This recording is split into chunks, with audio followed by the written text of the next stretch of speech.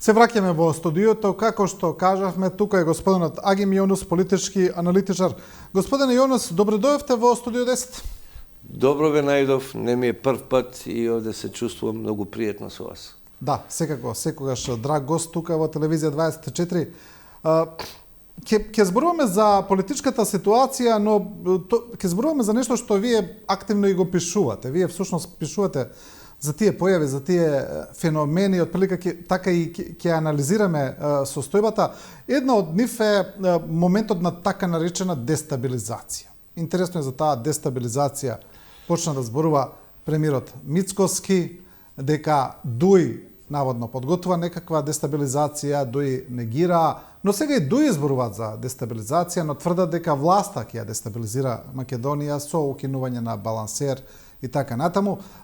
Значи, сите зборуваат за дестабилизација. Зошто се појави овој наратив сега, токму сега?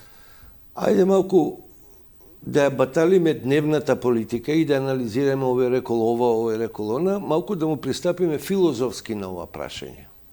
Филозофски колку е поможно реално. Имав еден Facebook статус во кој што напишав дека што можеш да дестабилизираш во дестабилизирана земја. Дестабилизацијата кај нас во својата форма може да добие на ситна бруталност само на улични нереди и ништо повеќе. Знаете, народот, тоа е бабарога. Го плашат народот со старата формула чути народе има и бетер. Од ово бетер што може да има? Ајде да размислуваме овака. Македонија во делот, ајде како нулта точка да ги земеме изборите. Една власт, друга власт доаѓа, преодна точка некоја и да земеме како нулта точка датумот на изборите. Во каква ситуација беше Македонија? Ако зборуваме реално, значи да гледаме со диоптерот на реалноста, големите слики да ги гледаме. Не дневно политичките, овој вика вака, овој вика така, народ гледа, се чуди, леле, што ќе се деси, ништо нема да се деси.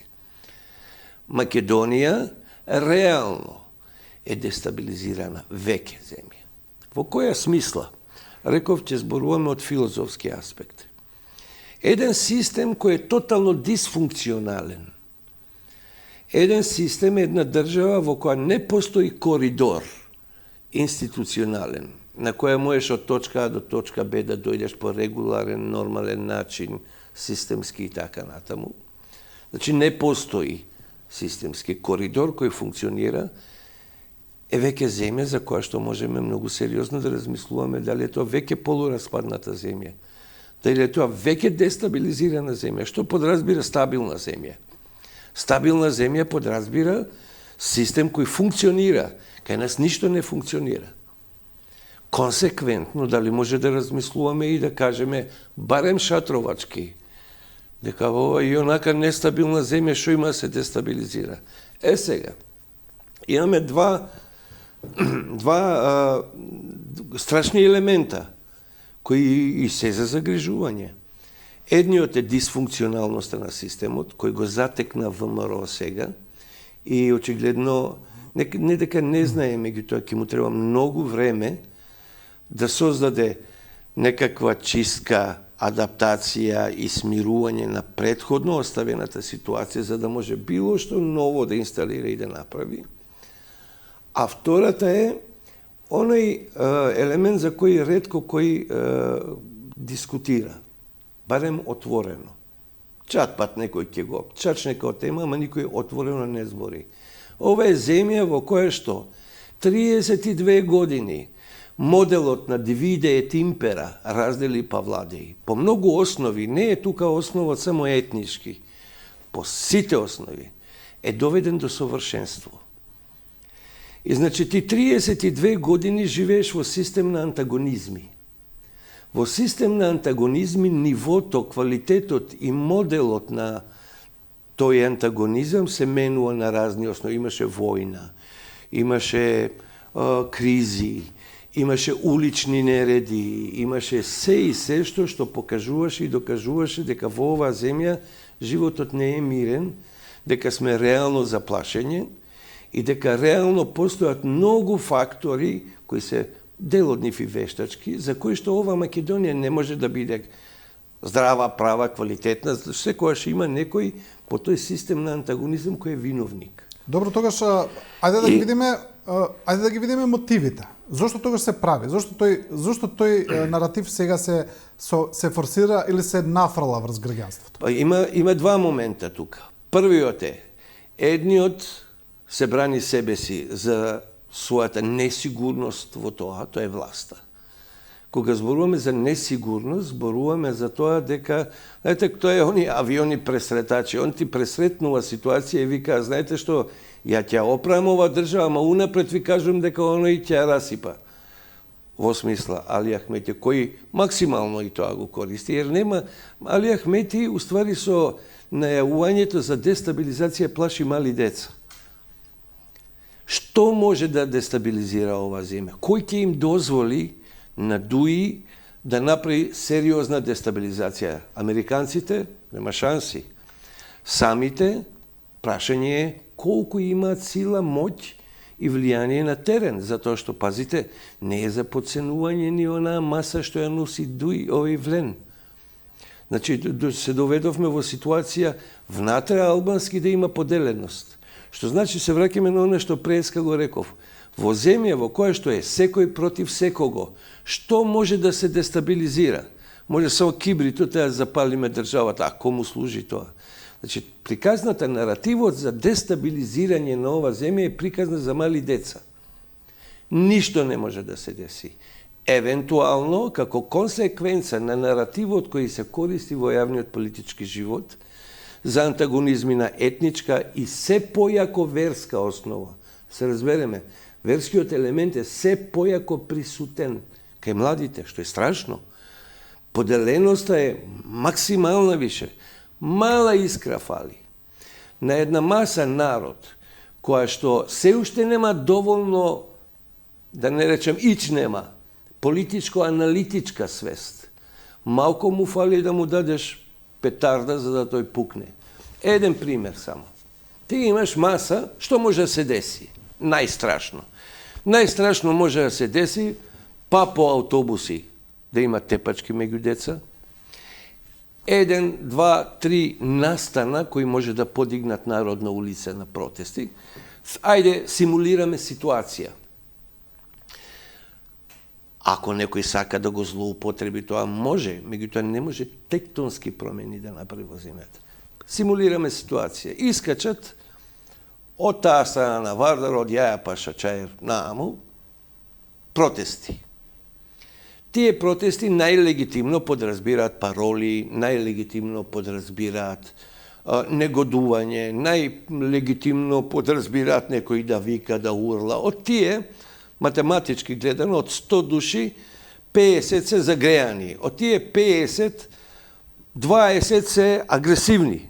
Од тие 20, барем 5 души има кои без размислување ќе фрлат камен према полиција.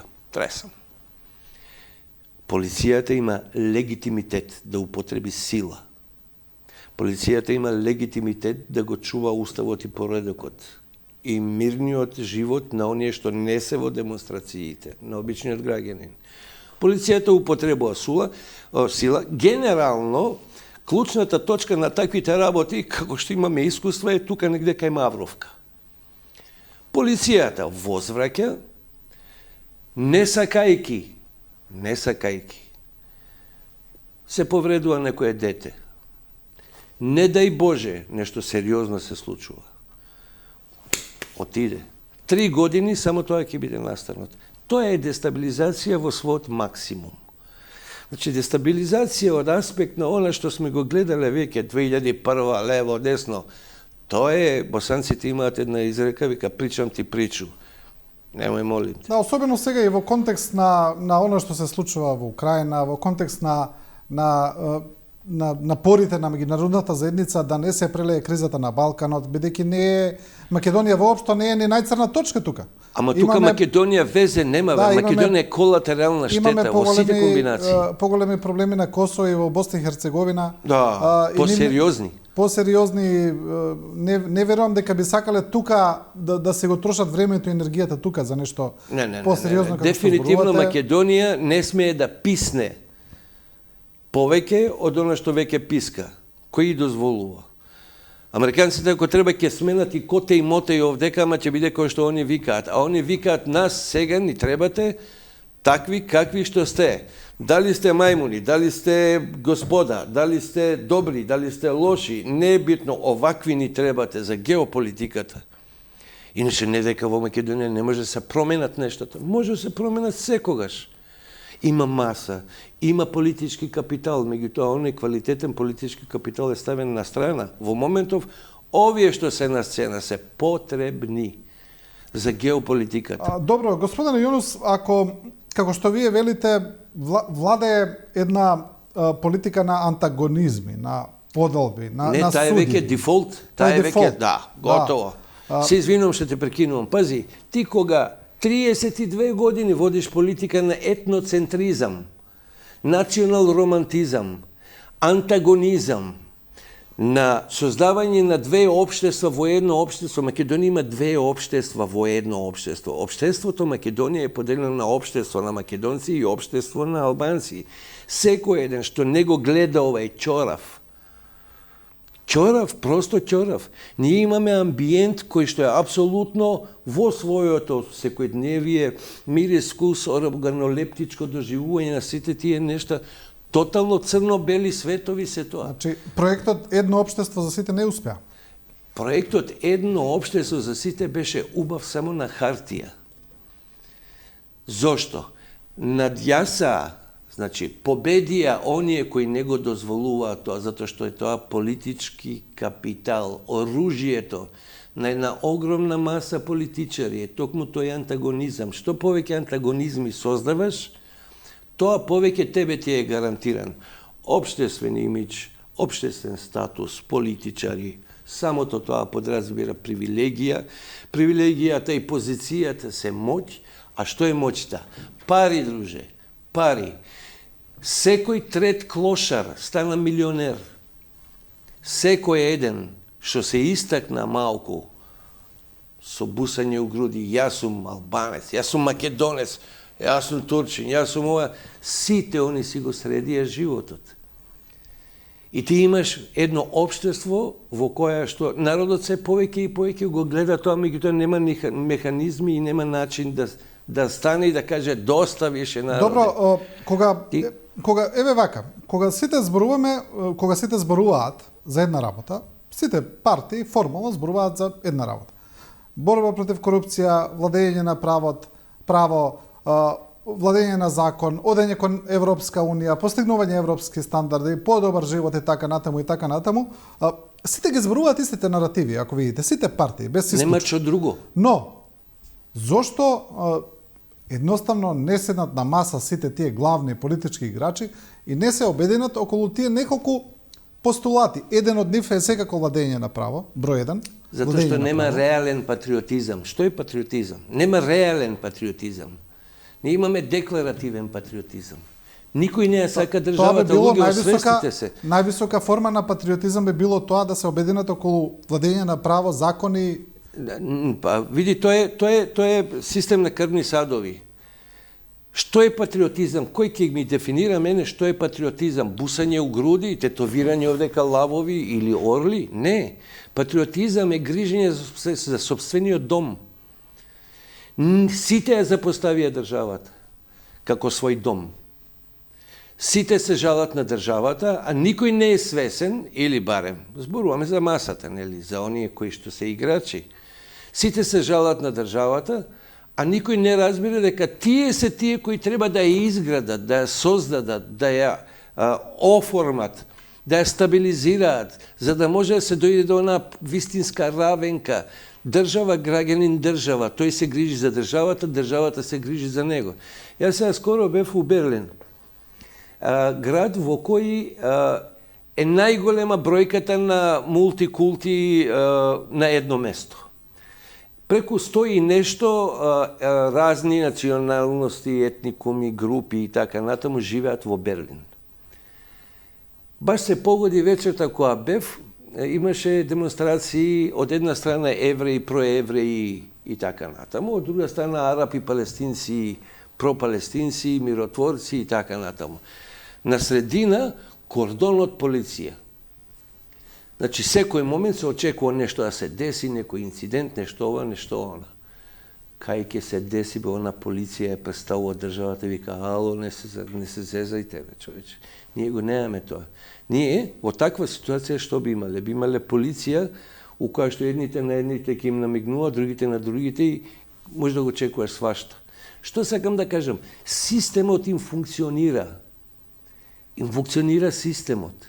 И тука не можеш да очекуваш да има ништо. Пази, на толку многу измешана маса.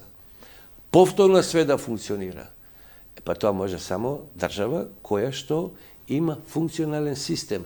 Не имаме дисфункционален систем.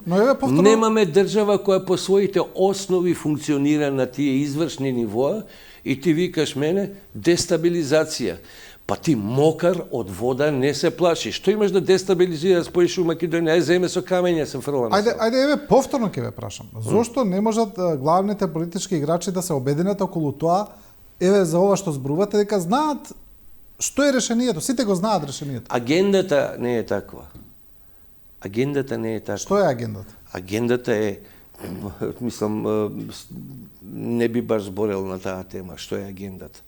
Агендата е ние чекаме друг да ни даде агенда.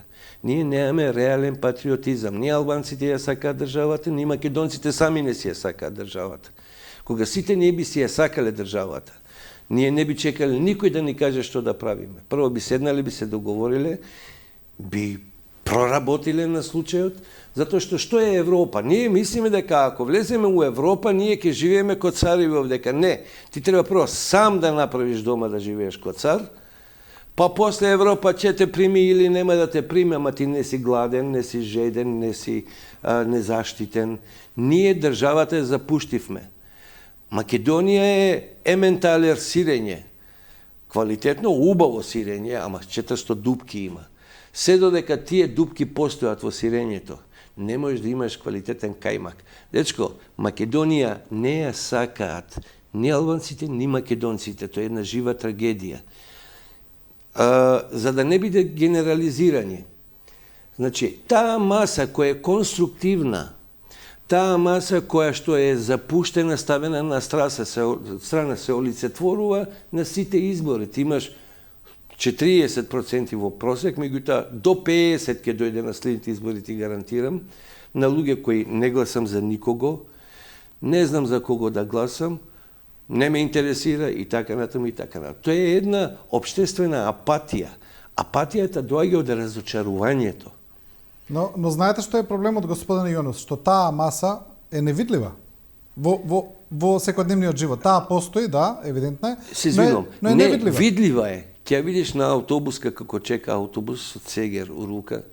Ќе видиш пред апотека, пред самопослуга наведнати како зомби шетаат сами со себе одат, затоа што трагично е што немал пари да му купи у кесета уште една чоколадце на детето. Ти имаш гладна маса овде и што правиш? Таа гладна маса дига руки, теслим, турски се вика. Вика, се предавам, вика. Тоа го користат политичарите, од кои на јавната сцена, ја ако би бил Брус Олмајти, филмот ако сте го гледале, оној семогучи Брус. Да, кога станува Господ. Да. Па ја би исчистил барем 2/3 од политичката сцена. И то на клоци. Колку и да е брутално, ја се извинувам, никого не посочувам по име и презиме. Зборувам филозофски, генерално. Имаш тотална диселекција кој да те води.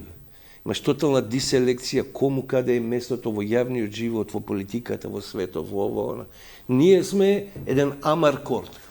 Филмот од Федерико Фелини. Македонија е Амаркорд. Федерико Фелини. Ништо повеќе. И ти викаш дестабилизација. Што ќе дестабилизираш во нестабилна земја? ВМРО има многу неблагодарна задача. има перпетуум мобиле. Дали да оправа ситуација затечена, дали да инсталира нови свежи идеи, можности и така натаму и така натаму. И сега се доведуваш во ситуација да тој временски период е кус. Оправање на една држава бара малку време. Бара сепак микроеволутивни патишта, да кажам, и така натаму. Ние не знаеме што да правиме. Едноставно на крај, ја на улица слушам, мислам, неупатени луѓе кои што недоволно се искусни у политиката. Зашто на нас не ни донесат принудна управа? Тресам. Ова е најбрутален пример. Да, тоа многу се често се кажува, да. Да. И ја му викам, добро, викам, ке дојди, што да прави тој? Па вика, нека уведе ред. Па ако треба да уведе ред, он треба на клоци овдека барем 90% од све што знаеш и не знаеш, викам, да дигне на клоци. Што ќе направиме? Како ќе направиме? Не. Единствената работа. Нас треба нешто сериозно да ни се деси, за да се освестиме. Што е тоа, не знам. Ама, имаш еден многу опасен феномен. Македонија се погласно се зборува. Луѓето не ќе во јавноста да го зборат, луѓето се плашат од вистината. Македонија е на фантастичен пат за кантонизација, федерализација, која ширум ги отвара вратите еден ден. Чао, да се видимо, ја нема Македонија више. И кој ќе биде крив? Албанците? Не. Албанците ќе бидат криви во својот дел. Што прават македонците? Македонците сами за себе не прават ништо. Некохерентни, неединствени, неорганизирани, со еден фиктивен патриотизам, кој кога ќе дојдат на власт, наместо реално нешто да направат на терен, они си гледат тендери, мендери, си гледат бизниси, си гледат мизниси. И што сакаш? Која држава сакаш ти? Нема реален патриотизам. Имаше таа стана позната изјавата на поранешниот премиер Заев кога реше нас не треба камшикар. Отприлика ова истото што вие го зборувате. Ајде, тој истиот Заев, да не речам, а сака ли он камшикар него да го дигне некој на клоци со сите бизниси што направи? Не е за него прашањето, туку е прашањето за принципот, за камшикар, за ова што вие го зборувате. Дали нас навистина може да не оправи камшикар или некаков протекторат меѓународен кој би ги превзел клучните сектори од државата? Дали навистина ќе се сведеме на тоа? Зошто не можеме сами да ги поправиме работите? Неспособни сме. Чурук народ сме. Неспособни, подмитливи, корумпирани, фукари. Што очекуваш од таков народ? Зборувам генерално. Значи, не зборувам за македонци, не зборувам за албанци. Генерално, како демос, севкуп на новие простори. Ти, има една турска изрека, вика, фукара инсан, јус сене, ефенди оламас. Во превод. Фукара човек, вика, 100 години не може ефендија да биде, вика. Така и ние, не сме навикнали, не сме имали држава никад. Ај што не сме имали држава никад. И ова сега што ја добивме овдека, ја усмеривме во погрешен правец. Со тоа што правецот кој што беше погрешно усмерен, наместо да се направи реална граѓанска држава. Ни по баби, ни по стричеви, па кому се свиѓа, нека се свиѓа. Ке се изнајдеше решение и за албанското прашање во делот на застапеноста, образованието и така. Ке се изнајдеа решенија. Демокрацијата дозволува варијации на тема. Не на мали, ситни, искомплексирани народи, кои ќе им дадеш вако заедничко некој игралиште, као што е Македонија. Не чекај држава. Господ на помош. Јас верувам дека нешто во позитивен смер ќе се случи, ќе верувам од други причини. Ние не и требаме нестабилни на Европа. Затоа што Македонија е на раскрсница на држави наоколу кои што сериозно имаат и своји проблеми. Балканот генерално не смее да биде дестабилизиран затоа што Балканот ја гарантира стабилноста на Европа. Никој нема да дозволи овдека да има превирања, војни и тиреков мережа. Тоа да, кога некому ќе му биде сеедно дали е Европа чепната. Да, но кога сме кај Европската Унија, нас ми се чини дека европскиот пат не е ефективно закочен. Веќе тоа, доколку едно време беше пренагласено, акцентирано цело време европскиот пат, почетокот на преговорите, менување на устав и така натаму, сега веќе не се ни зборува. Гледам Кај е од време на време. хипокризијата, знаеш ли? Прашањето ми е во поглед на тоа, доколку Европскиот пат или Европската унија за граѓаните представува некаква надеж дека можеби би влегле во некаков колосек, во некаков систем, во преговори кои можеби ги оправиле работите, ми се чини дека сега нема никаква надеж за тоа. Не гледаме никаков помак во таа насока. И тука имаш обратно пропорционална една небулоза. Народот сосема природно е да се надева дека еден ден ќе биде дел од големото семејство, рамноправно и така натаму. Надежта е едно, тоа е исто како религијата. Веруваш дека Господ постои и веруваш дека Господ ќе ти помогне. Ама што ика Господ? Што прави сам за себе? Господ рекол, помози себе робе, да би ти и ја помогол. Не правиш ти ништо сам за себе. Се организираш? Не. Правиш нешто за своето секојдневие држава, за она што те обкружува со комшијата, дали чистиш двориште свое, дали правиш нешто за себе, проста математика. Еве се враќаме на пак Господ рекол, помочи ќе ти, али учини нешто за себе сам. Бог рекол. Добро, тоа ние ништо за себе не правиме. Тоа го абсолвиравме. Дека е така, но што правиме со Европскиот пат? Европскиот тоа е еден паралелен процес кој гледаме дека не оди. Јас сум песимист за Европскиот пат. Значи, лично јас бев дел од онаа делегација, имав таква чест, пошто бев у кабинету влада у ова, у она, кога ги носевме кутиите у Брисел, со одговорот за прашалниците, и тука беше самиот почеток. Значи, кутии огромни ги носевме, се сликавме со нив. Готово, ми улазиме во Европу. Краставици, од тој ден. Ама ништо. Знаеш што е ништо? Баш ништо не се случи. Ниту ќе се случи уште долгорочно. Затоа што ние не изградивме,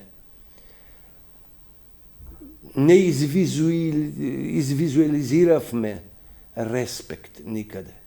Мислиш дека надворешните фактори се чорави, дека не гледат, дека внатре сите си копаат очи, дека дури и оној учуше за било каква работа ти бара мито, дека криминалот света, дека мафијата е уствари една субзавеса за јавната политика, дека уствари Македонија по сите основи е земја која што носи неверојатен очеј.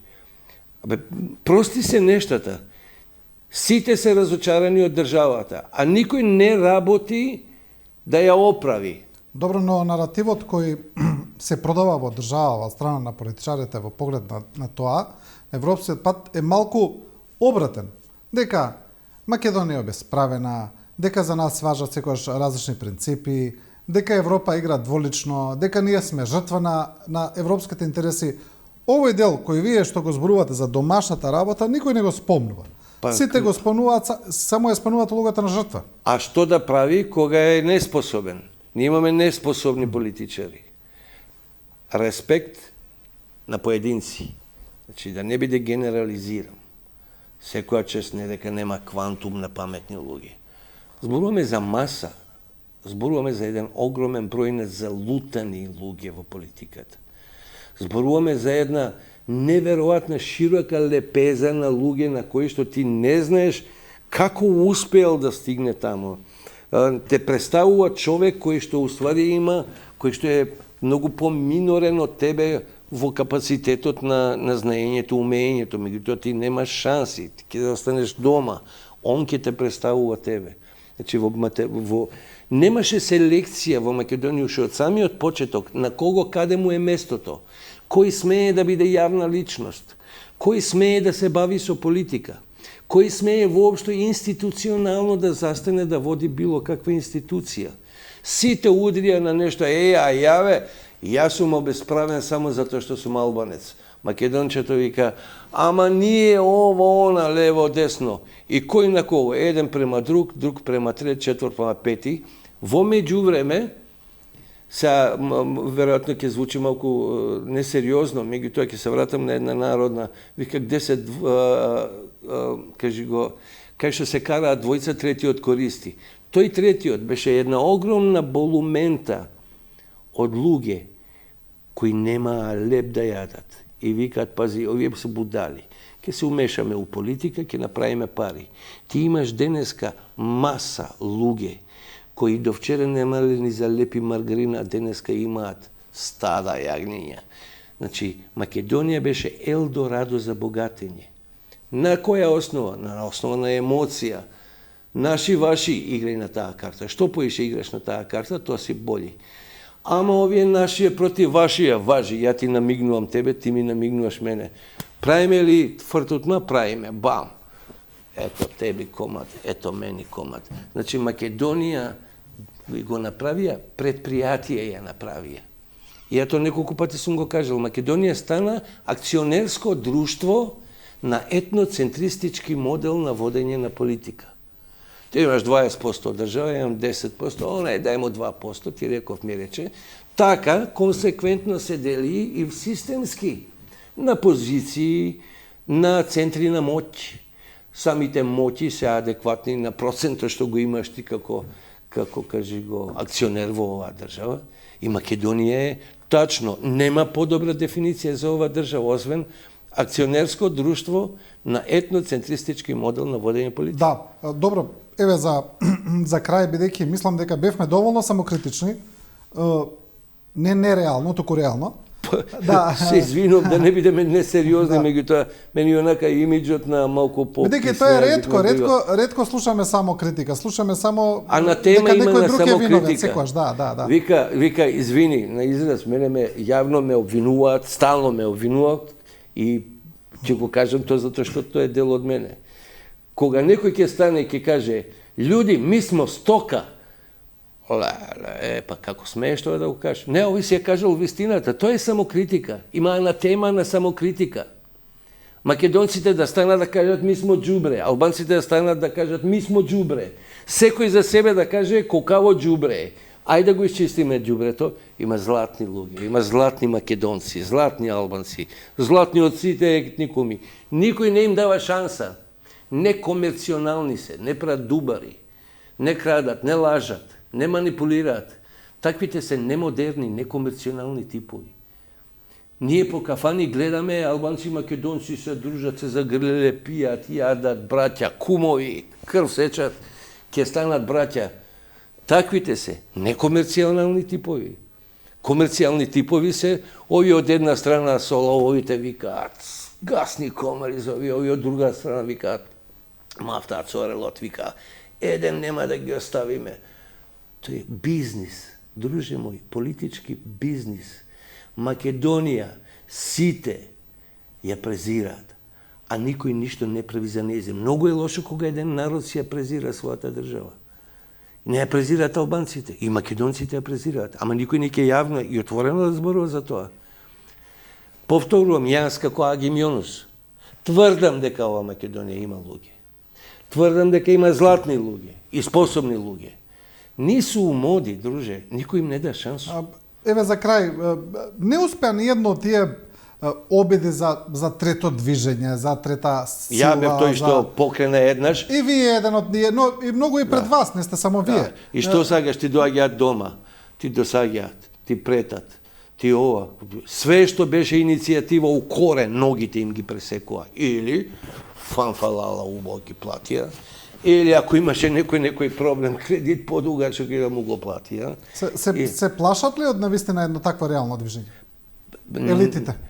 Па, ем се плашат, ем мислам дека на овие чичковци горе не им е потребна се уште една таква работа, затоа што само свест базирана на љубовта кон татковината, патрија, пропатријам витам дамус, таа е неупотреблива фрагма кај нас. Значи, оној момент кој ќе се осознае една критична маса, пропатрија за државата, кои реално ја сакаат, без да се сика Агим, Петко, Станко, Мустафа, Јован, ова тло има изродено прекрасни луѓе. Ова тло има дадено многу луѓе кои денеска даваат памет некому усред ленгли, уција, тресам. Овде ти имаш луѓе изродени кои негде надвор на Илон Маск му се помочници. Ама дома се никој и ништо.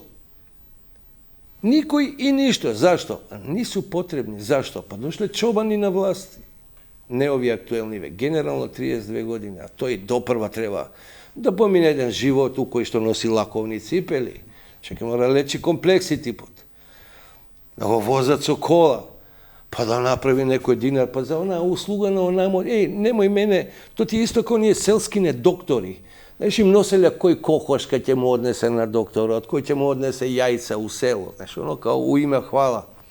А доктор, за да не се види дека многу зима, не ми носи, остави тамо кај ово.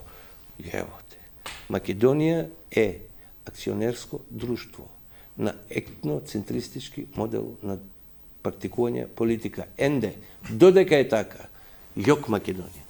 Да. Добро, супер за крај, мислам дека завршивте со одлична поента. Агим Јонус, брутален до срж, како и секогаш сликовит. И не ме сакате ли тоа? Ние ве сакаме, ќе ни доаѓате. Ви благодариме. И ја вас волим. Ова беше Агим Јонус, политички аналитичар во првиот дел од Студио 10.